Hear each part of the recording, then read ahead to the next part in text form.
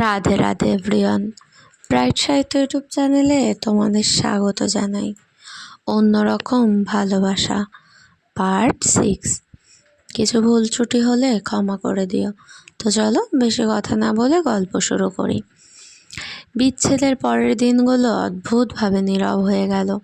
আগে যেখানে প্রতিটা সকাল মানেই ছিল ঈশার সাথে দেখা, এখন সেই সকালগুলো শুধু অভ্যাসের মতো কাটে।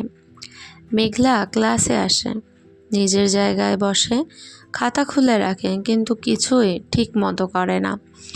শিক্ষকের কথা তার কানে ঢোকে না, বন্ধুদের হাসি তাকে স্পর্শ করে না, কারণ তার ভেতরে একটাই শব্দ ঘুরছে, ঈশা।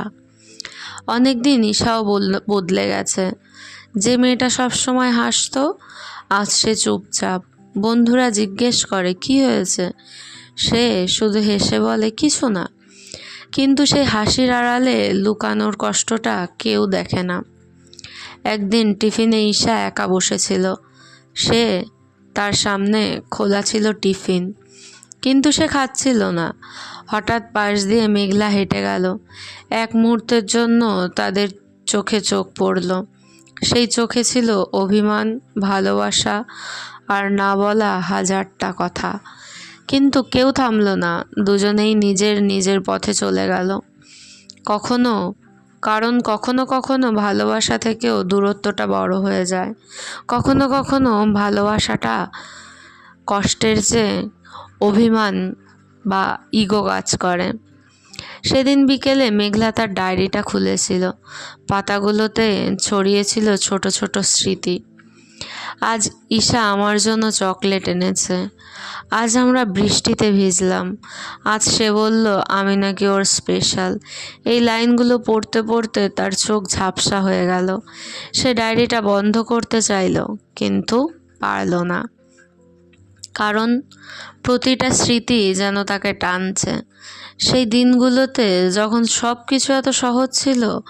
অন্যদিকে ঈশা সেই একই জায়গায় দাঁড়িয়েছিল, স্কুলের ছাদে, যেখানে সে প্রথম নিজের অনুভূতি স্বীকার করেছিল।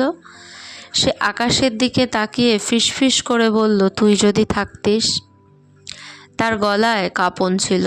সে বুঝতে পারছিল মেঘলাকে ছাড়া এই পৃথিবীটা অসম্পূর্ণ, কিন্তু সে এটাও জানতো মেঘলা এখন নিজেকে বাঁচানোর জন্য দূরে সরে গেছে। আর সেই সত্যিটা তাকে আরও কষ্ট দিচ্ছিল। একদিন স্কুলে হঠাৎ করে একটা প্রজেক্ট ঘোষণা হলো। সবাইকে জোড়ায় জোড়ায় কাজ করতে হবে। শিক্ষক নাম ডেকে জোড়া বানাচ্ছিল, মেঘলা, ঈশা, তোমরা একসাথে। এই কথাটা শুনেই পুরো ক্লাস চুপ হয়ে গেল। মেঘলার বুকের ভেতরটা কেঁপে উঠল। ঈশাও স্থির হয়ে গেল। দুজনেই একে অপরের দিকে তাকালো। অনেক দিন পর এই কাগজটা এড়ানোর কোনো উপায় নেই।